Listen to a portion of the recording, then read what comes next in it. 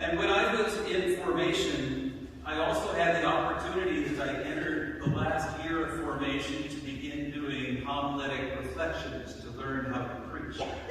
And so tonight we have Adam Crawford, who was just approved to enter into the fourth and final year of his formation program for the diaconate. And hopefully, God willing, he will be ordained at the end of next June. And so we invite him up to do a homiletic reflection on today's readings.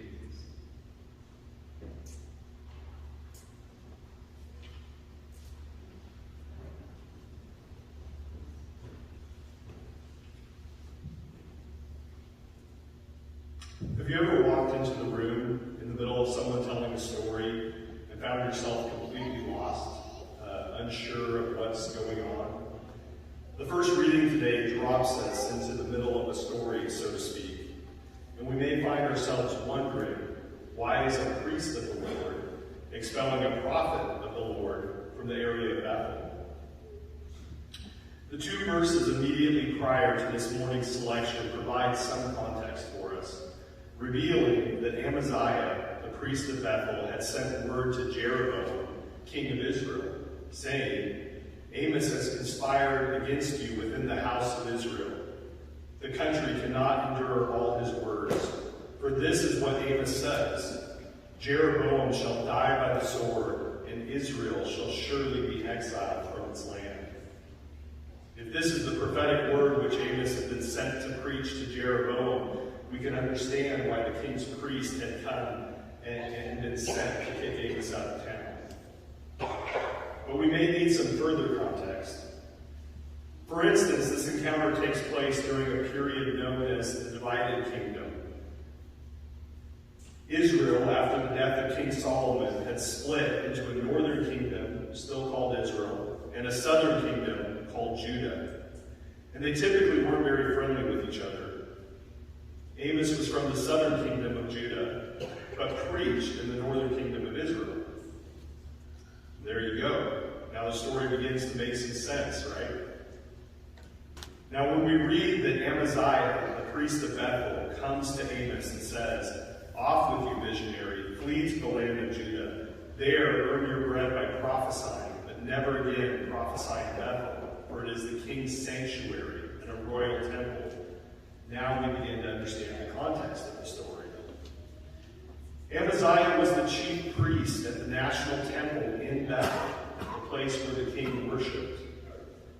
Amos is an upstart prophet from the kingdom of Judah who is prophesying against the king of Israel and the people of Israel in Bethel, the place of sanctuary and worship for the king.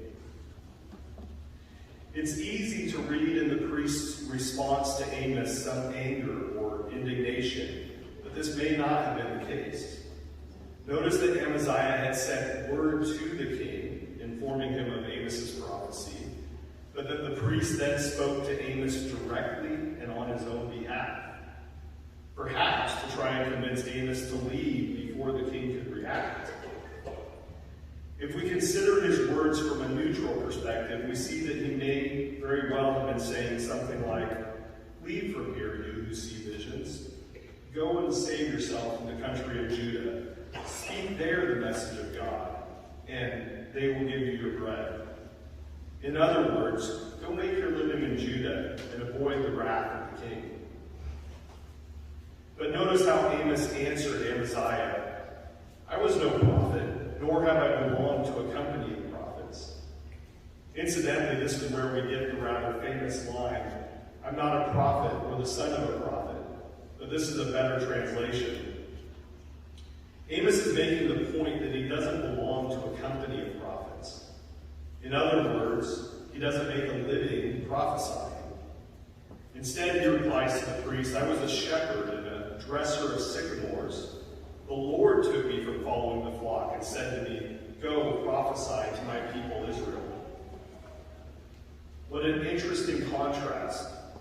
Amaziah, the chief priest of the king, speaks on his own behalf, and not with words given to him by the king.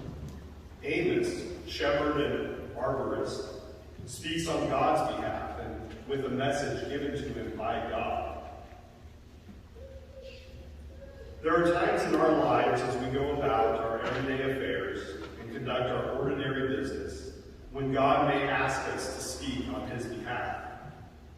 Oftentimes, the message will not be well received. Sometimes we may be asked to leave, and that's okay. Like Amos, it's not how we make our living. But also like Amos, we should be willing to speak on God's behalf whenever he asks us to. As Christ reminds us, whatever place does not welcome you or listen to you, leave there and shake the dust off your feet in testimony against them. And so too, we should go preaching the message of repentance.